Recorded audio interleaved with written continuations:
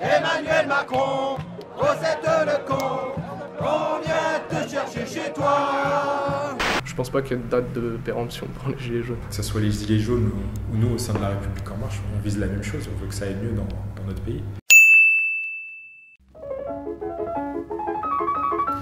Ce qu'on en est, je pense que c'est assez clair. Ce qu'on voit, c'est week-end après week-end des scènes de violence. On voit Paris qui brûle, on voit des voitures cassées, des vitrines brisées, on voit des gens qui utilisent une colère légitime pour saper les fondements de notre République. Donc là, aujourd'hui, ce que devient le mouvement des Gilets jaunes, c'est pas ce qu'il était initialement. Initialement, on était sur une contestation sur le pouvoir d'achat. On avait une contestation parce qu'on avait des taxes qui étaient perçues, qui étaient mal perçues par la population, et un ras-le-bol fiscal qui s'est exprimé justement par des mobilisations qui étaient tout à fait légitimes. Et là, j'ai l'impression qu'on est en train de perdre un petit peu justement cette contestation initiale, et qu'on rentre vraiment dans une phase de révolte. Et dans cette phase de révolte, il y a une volonté de casser ce qui fait notre République aujourd'hui. Voilà, donc là, plus les semaines passent, et plus on s'éloigne de ce qu'est le mouvement des Gilets jaunes initialement. Déjà, il faut savoir que les Gilets jaunes, on n'est pas violents. Bien sûr, il y a des casseurs, il y a des black blocs et tout, on peut pas mentir, ils sont sur les images, c'est pas nous qui les invitons, ils sont là, nous aussi, hein, on dit, on le voit sur les images, il y a des gilets jaunes qui empêchent de casser, on n'est pas des violents, mais nous, ce qu'on voit et ce qui est important, c'est que la mobilisation, elle se réduit pas, hein, par rapport à ce que dit l'État, par rapport aux chiffres donnés, on le voit, hein, quand on dit qu'on est 4000 un samedi, et la semaine d'après on est autant, mais on est 14 500. La semaine d'après, on est encore plus, mais on est 7000. Bon, ça fait assez sourire quand même. Nous, on sait en tout cas où on en est et combien on est, quoi, à suivre le mouvement. Et puis, il y a les gilets jaunes actifs, ceux qui vont en manifestation et tout, mais on n'oublie pas les gilets jaunes passifs aussi. Hein. C'est ceux qui nous soutiennent, mais qui ne viennent pas de peur de se prendre des coups, de peur de se faire gazer pour des problèmes de santé. Le but, c'est qu'on soit le plus nombreux et qu'on fasse entendre le plus de voix possible pour avancer. Il n'y a pas de date limite, hein. Enfin, personne ne s'est donné de date limite en tout cas. Tout le monde a envie d'avancer, et en fait, plus le temps passe, plus on se dit on n'a pas fait tout ça pour rien. Donc plus ça passe, plus tu lâches pas, parce que tu as vu tous les efforts que tu as fait et tu veux pas que ça serve à rien. Hein. Ça fait des années qu'on est bloqué dans cette politique et dans cette direction, et que ça ne changera pas si on n'est pas tous dans la rue. Et là, faut être en masse, et pendant longtemps, quoi. On a vu que de toute façon, ils essayaient de décrédibiliser. Donc, on voit qu'il y a, on va dire, une espèce de radicalisation de la part des manifestants. On a la mobilisation des Gilets jaunes qui est infiltrée par des groupes qui sont des professionnels de la casse, et qui sont là pour en découdre avec les forces de l'ordre. Ça, c'est un fait. On le voit, et puis ça donne des images désastreuses. Et là, maintenant, on ne peut plus continuer comme ça. Mais le mouvement des Gilets jaunes, et ce que je disais initialement, à la base, c'est des revendications qui sont tout à fait justes, et qui sont justifiées et saines. Il y a un ras-le-bol fiscal qui s'est exprimé. On a toute une partie de la population qui s'est reconnue dans ce mouvement, mais très rapidement, on va dire, enfin pas très rapidement, mais à partir de décembre, on a vu que la situation a commencé à se tendre. Alors peut-être que c'est dû justement à une réponse un peu trop tardive de la part du gouvernement, ça c'est possible. Le gouvernement au début n'a sûrement pas agi assez rapidement et n'a pas entendu les revendications initiales, donc peut-être qu'elle vient de là, cette radicalisation. Mais au fur et à mesure, on a vu que ces manifestations ont commencé à devenir de plus en plus violentes. Et puis après, on a atteint le paroxysme je ne sais plus quel acte c'était, mais c'était le 2 décembre, sur les Champs-Élysées, parce qu'il y a eu le saccage de l'Arc de Triomphe, et que là, on a vu vraiment aux Gilets jaunes se mêler des professionnels de la casse. Encore, je le répète, ça c'est des gens qui sont aguerris et qui ont réussi par effet d'entraînement à amener avec eux les Gilets jaunes dans cette colère et dans cette casse. Donc autant je comprends et je conçois le mouvement initial et ce qu'il était initialement, autant là ce qu'on en voit après le 19e acte. Moi je comprends, je peux pas être solidaire de personnes dont le seul mot d'ordre est la casse, la destruction. C'est pas comme ça qu'on résout les problèmes. Je pense que dans un sens, du coup, l'État a réussi à diaboliser un peu les gilets jaunes en disant qu'on est des casseurs et des violents, ou qu'on est complices des casseurs parce qu'on manifeste le samedi. Mais les casseurs, nous, on les veut pas dans nos rangs, mais ils sont là et on est obligé de faire avec. Après, il y a juste à pas s'acoquiner avec, quoi. Les casseurs, il y en a qui ont des gilets jaunes, mais les Black Blocs, souvent, non, ils sont tout en noir, ils arrivent, ils sont en équipe de 30 au moins à chaque fois. Ils sont identifiables. Ah ouais, ils sont identifiables, les mecs, tu les vois arriver. Hein. Avec leur chant et tout, en plus, je les entends de loin. Hein. Moi, une fois, j'étais en noir, on m'a pris pour un Black Bloc, un RG, il est venu vers moi et tout. Ouais, ils se cachent pas forcément. On est tellement nombreux, de toute façon, ils ont juste à se séparer un peu, aller dans la foule, on les retrouve plus. Hein.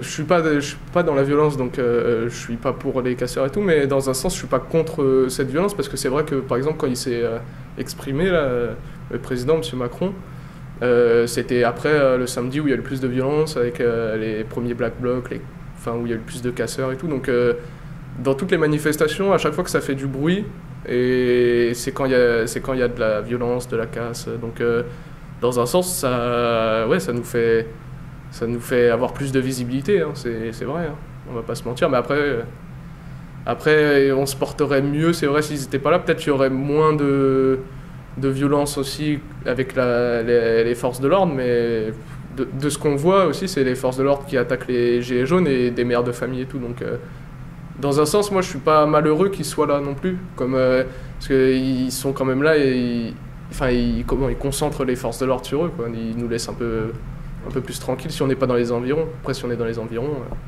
on est des dommages collatéraux, comme ils disent. Je pense qu'on se trompe. On se trompe vraiment quand on pense que c'est la violence qui a fait qu'Emmanuel Macron a annoncé qu'il allait débloquer 10 milliards justement pour donner une première réponse rapide à la crise des gilets jaunes. C'est pas ça. C'est pas le fait qu'il y ait eu des violences. Je ne sais pas si vous vous souvenez, mais à ce moment-là, on était sur un taux de soutien de la part de la population qui était autour des 80%. C'est ça qui a fait plier la politique du gouvernement. C'est ça qui a fait en sorte que le président a annoncé qu'il allait accélérer son agenda et qu'il allait accélérer son programme. C'est pas les casses. Et là, la grosse différence, c'est que il y a de la violence. Il y a une résurgence de la violence parce que ça s'est été dissipé. Il y a une résurgence de la violence parce que les gens qui sont restés se sont radicalisés. C'est normal, c'est un phénomène normal. Plus on reste, plus on se renferme dans ses convictions et plus on se radicalise. C'est complètement normal. Et là maintenant, on voit l'effet inverse. Ça fait effet repoussoir. Et donc forcément, le gouvernement, il n'aura pas la même réponse. Et lorsqu'on dit qu'on interdit certains endroits, avant c'était tout aussi interdit, mais c'était toléré. C'était toléré parce que les manifestations se passaient plus ou moins bien. Là maintenant, après ce qui s'est passé à l'acte 18, il y a eu une demande de la part de la population et de la part des autres partis politiques justement de plus de sécurité et on ne voulait plus revivre les mêmes scènes. Donc à partir de là, le gouvernement a pris la décision d'interdire certains lieux parce que trop difficile de cadrer, de faire en sorte que les manifestations se passent bien. Donc voilà, c'est pour ça qu'il y a eu ces interdictions. Ce n'est juste la conséquence des 18 actes précédents, et surtout de l'acte 18. Derrière l'uniforme et derrière la tenue, il reste qu'il y a un homme, et derrière le gilet jaune, il reste qu'il y a un homme également. Donc effectivement, que ce soit d'un côté ou de l'autre, à partir du moment où on est dans ces situations-là d'extrême tension, il peut y avoir des choses, des débordements, et dans ce cas-là, c'est simple, hein, dans le cas de gilets jaunes qui débordent, ils seront interpellés et la justice suit son cours, et dans le cas où on a des policiers qui agiraient avec un peu trop de zèle ou qui feraient un usage illégitime de leurs armes de défense, tels les bâtons ou le lanceur ou le LBD ou autre, et dans ce cas-là, on saisit l'IGPN et l'enquête suit, et ensuite la justice suit son cours. C'est bon pour personne. c'est pas bon pour le gouvernement, c'est pas bon pour les gilets jaunes et c'est pas bon pour la population française. Parce qu'en attendant, ça donne une mauvaise image de notre pays, ça fait fuir les touristes, ça fait fuir les investisseurs et puis voilà.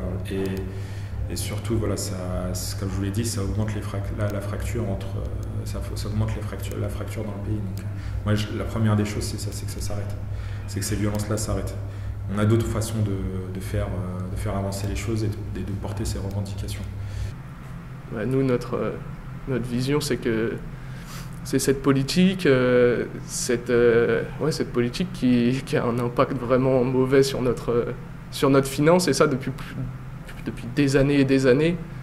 Donc c'est un peu facile de dire que pendant 15 semaines, on tue l'économie française, mais eux, ça fait combien? Ça fait pas 15 semaines, ça fait 15 ans qu'ils tuent l'économie française. Ça me fait rigoler un peu quand même. Bah, le résultat, c'est quoi? C'est qu'on a plus d'1 million de contributions qui ont été faites.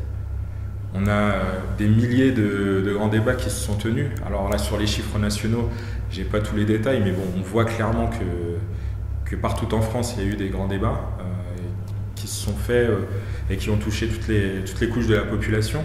Donc, de mon point de vue, c'est une réussite, puisque justement, on a réussi à faire en sorte qu'on puisse échanger sur des problématiques très concrètes dans tout le territoire. Et pourquoi, autre point pour lequel ça a été une réussite, c'est que dans ce grand débat, il n'y avait pas uniquement des gens convaincus, il y avait des personnes qui étaient complètement opposées à la politique du gouvernement actuel. Voilà. Et nous, on essaye d'apporter justement de l'apaisement et du dialogue et pouvoir répondre à leurs questions. Après, on ne peut pas répondre à tout, parce qu'on n'a pas la main sur tout. On ne sait pas pour le moment ce qui va ressortir de ce grand débat, parce que toutes ces contributions, la seule garantie que l'on a, nous, c'est que ces contributions vont être envoyées via la plateforme qui a été mise en place et qu'elles vont être traitées. Alors après, qu'est-ce qu'on va en faire? Ça, pour le moment, on ne sait pas encore. Mais moi, j'ai bon espoir que justement, de ce grand débat ressortent des propositions qui soient complètement en dehors de ce qui a pu être dans le programme du président actuellement. Moi personnellement, pour moi, je m'y intéresse même pas, c'est une fumisterie. Et puis le côté gilet jaune, déjà, point de vue notre groupe, je sais qu'on l'a voté, personne n'y croit. Nous, on voit ça plus pour casser le mouvement, quoi. On dit il y a un débat, allez participer au débat, arrêtez d'aller dans la rue. Et puis comme ça, le mouvement, il s'essouffle et ils se disent, ouais, ils reviendront pas dans la rue. Mais sauf que, en fait, plus personne croit en eux, quoi. Tout ce qui est en haut de l'État, personne n'y croit. Hein. On sait qu'on nous ment, qu'on nous vole depuis des années, qu'on nous prend de haut, qu'on nous prend pour des cons, on peut le dire, avec leurs mots qui sortent des grandes écoles, de l'ENA et tout. Nous, on peut pas comprendre, simple gueux, mais bon, au fond, on comprend les choses importantes. On sait où on veut aller pour notre génération, la génération qui était avant nous et les générations qui vont suivre surtout, c'est le plus important. Hein. Donc le grand débat, non, je pense pas qu'il y ait beaucoup de gilets jaunes qui y croient. Nous, dans notre groupe, je sais que personne n'y croit et personne n'y a participé. Et puis de ceux qui ont participé en dehors du groupe que je connais, quand tu as des questions et des réponses déjà inscrites et tu n'as plus qu'à cocher, quoi, c'est un QCM, c'est qu'on t'oriente encore une fois, tu n'as même pas ton mot vraiment à dire.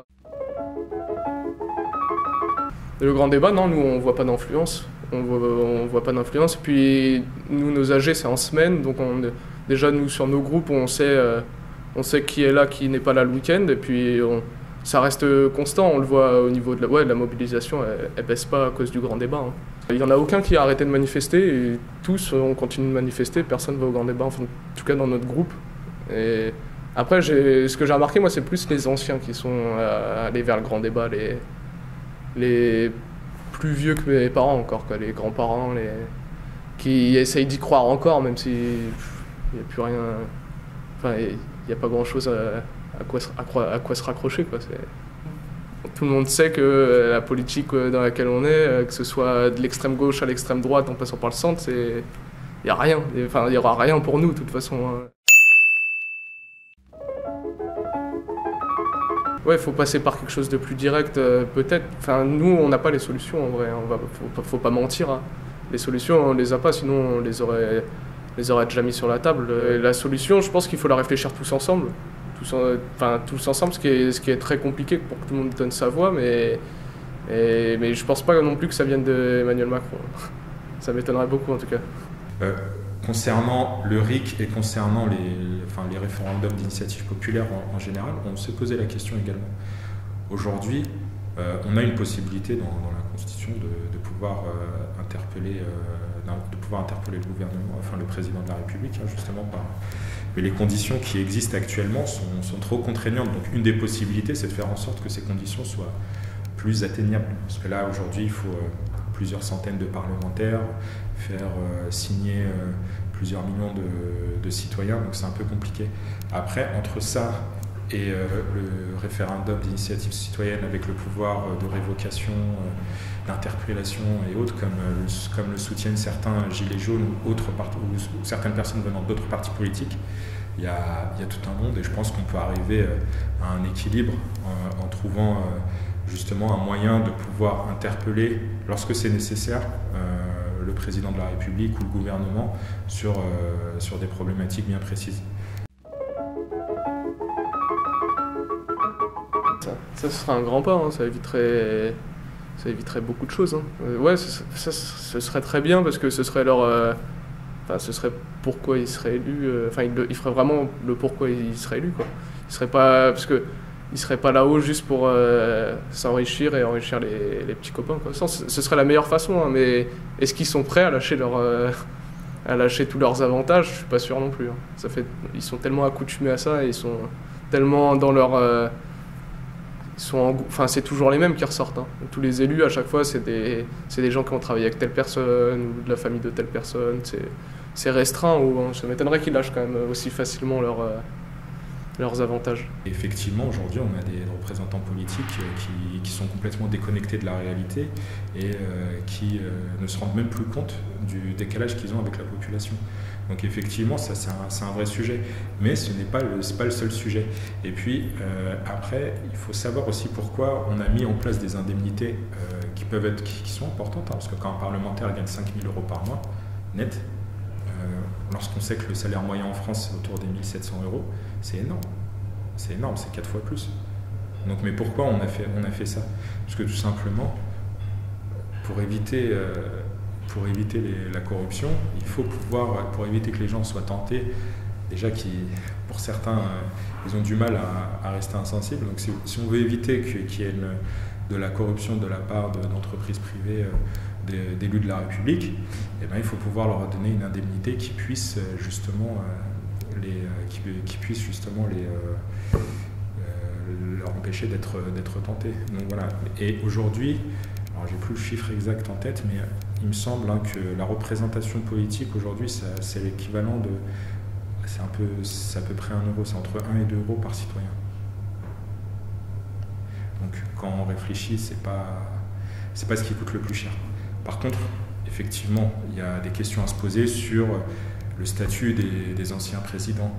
Il y a des questions à se poser sur la nécessité ou non de garder des collaborateurs et des gardes du corps et des chauffeurs pour des anciens ministres qui avaient des fonctions régaliennes. Ça oui, ça c'est des questions sur lesquelles il faut réfléchir. Et effectivement, et c'est des questions sur lesquelles on va réfléchir. Mais voilà, mais regarder le problème de la représentativité politique juste sur cet angle-là du coût de la démocratie, je pense que c'est se tromper.